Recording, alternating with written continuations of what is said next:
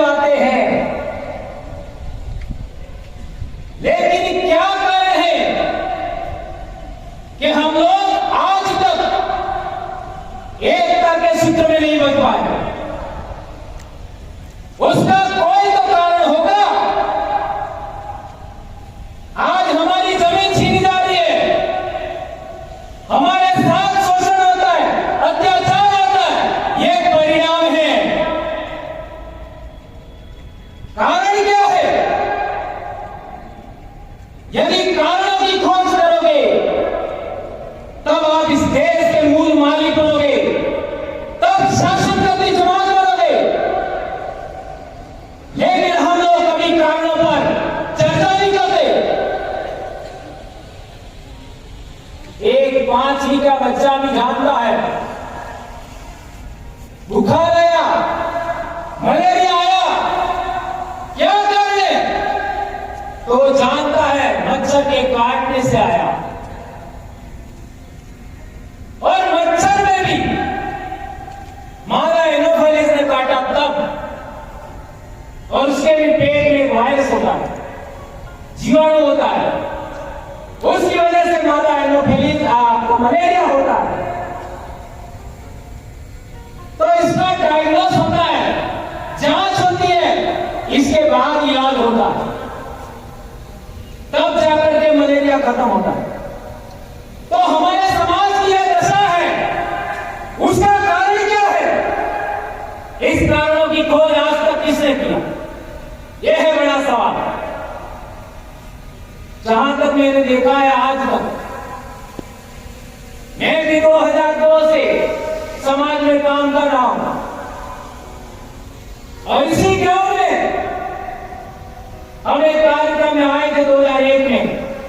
तब हम नए नए नौकरी लगे थे, और आज पहली बार यहां से बोल रहा डाइट से। लेकिन मैं कहना चाहता हूं, इतने लंबे अरसे 2002 से गिनोगे तो 22 साल हो गया,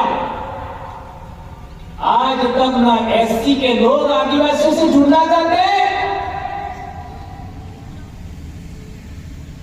न ओबीसी के लोग आदिवासियों से जुड़ना चाहते हैं। दूसरों की तो बात ही छोड़ दीजिए। जब भी चर्चा होती है, आदिवासी का नाम लास्ट में आता है। ये आज भी आपने सुना होगा, क्या ये मैं सही कह रहा हूं? क्या आदिवासी लास्ट आदमी है क्या? इस देश में आदिवासी पहला आदमी है।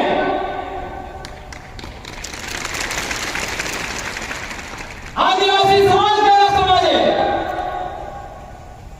और सभी समाजों की समस्या का निराकरण करना है तो उसका इलाज भी आदिवासी के पास है। ये बात सोचनी पड़ेगी, समझनी पड़ेगी। देश में जब भी आरक्षण की बात आती है तो एससी समाज आंदोलित होता है,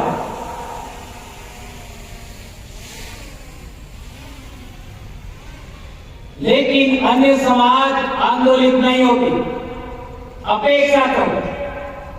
और पिछले 10-12 साल के जनजागरण के बाद जब भी आरक्षण की बात आती है, एससी समाज के साथ आदिवासी भी आंदोलित होता है। और अभी पिछले कुछ एक सालों में ओबीसी समाज भी आरक्षण के लिए काम कर रहा है, आंदोलित हो रहा है। और मेरे भाई गुजर भाई ने बताया था, जाटों के बच्चे भी मारे गए, गुजर के बच्चे मारे गए, मराठों के बच्चे मारे गए, पाटीदारों के भी बच्चे मारे गए। अर्थात ओबीसी समाज ने भी आरक्षण के लिए बलिदान दिया। लेकिन मैं कुछ और कहना चाह रहा हूं। आदिवासी समाज सबसे ज्यादा आंदोलित होता है तो वह जल, जंगल, जमीन के लिए होता है। जल, जंगल, जमीन के लिए आदिवासी सबसे ज्यादा आंदोलित होता है। सभी एससी लोगों से पूछना चाहता हूं, सभी ओबीसी से पूछना चाहता हूं, तो हमने आदिवासियों का साथ कब दिया बताओ मेरे को?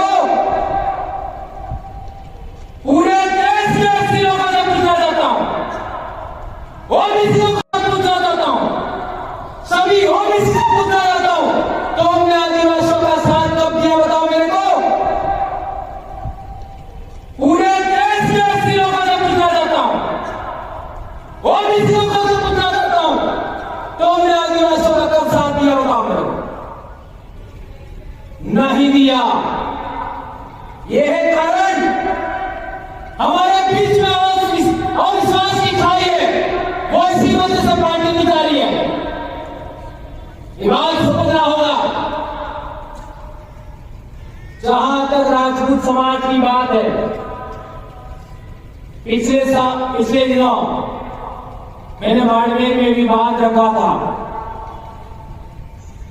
कि राजपूत समाज भी व्यापार नहीं कर पाता है, आदिवासी समाज भी व्यापार नहीं कर पाता है। उसका कारण क्या कारण है? कोई तो कारण होगा। ईरान के राजाओं मांडलिक के जमाने में अर्थात 6वीं शताब्दी और कुइल वंश का प्रथम राजा मुहिल, उसको संरक्षण दिया भील राजा मांडलिक के इधर में। उस जमाने से राणा प्रताप तक भीलों ने साथ दिया। क्या ये बात सही है गलत है? लेकिन 1898 में रजवाड़ों ने जब अंग्रेजों से संधि किया, आदिवासियों की सलाह नहीं ली और इस वजह से आदिवासी अपने स्वायत्तता के लिए आंदोलित हुए और इसी आंदोलन को रोकने के लिए मेवाड़ भील कोर का गठन किया गया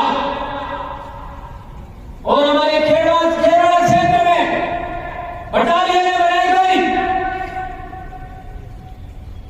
और इसके बाद आप लोगों ने देखा होगा 1881 का जुलाई का आंदोलन,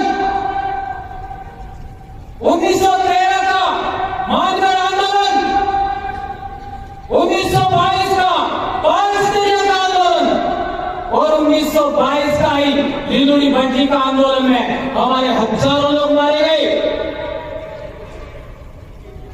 उस समय में किसने साथ दिया? उसके बाद देखते हैं राष्ट्रपाल का घटना हुआ, हमारे लोगों ने हमारे लोगों को मारा, नहीं साथ दिया। यह है बड़ी समस्या। और आज भी मैं गारंटी देता हूं, एससी समाज दूसरे लोगों से छुआछूत झेलता है, लेकिन कई पढ़े लिखे लोग आदिवासियों से भी छुआछूत करते हैं। क्या ये बात सही है? तो पहले सुनो तो सही, फिर सुनाने की बात करो। इसलिए मैं कहना चाहता हूं, जो एससी के लोग अपने लोगों के साथ छुआछूत भेदभाव करते हैं, ऐसे एससी लोगों की भी मुझे जरूरत नहीं है। पहले छुआछूत अपने घर से बाहर करिए, ऊंच नीच बाहर करिए, तब जाकर के समतावादी समाज बनेगा। संविधान ने हमको समता, बंधुता, न्याय, भाईचारा आधारित समाज बनाने का अधिकार दिया। आज 70 साल बाद हम लोग इस आदर्श को भी कायम नहीं कर पाए और आशा करते हैं दूसरों से अपने घर में इंप्लीमेंट करेंगे। एक और बात कहना चाहता हूं, एससी समाज से हमारा रिश्ता क्या है, ओबीसी समाज से हमारा रिश्ता क्या है, राजपूत समाज से हमारा रिश्ता क्या है?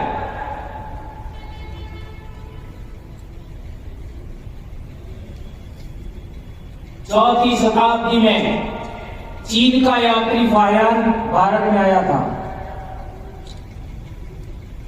चौथी शताब्दी में उसने कहा, अपनी डायरी में लिखा, मथुरा का वर्णन करते हुए, मथुरा से पश्चिम में मरुभूमि के आसपास जितने देश हैं वह सभी बौद्ध मतावलंबी हैं। इसका अर्थ क्या हुआ?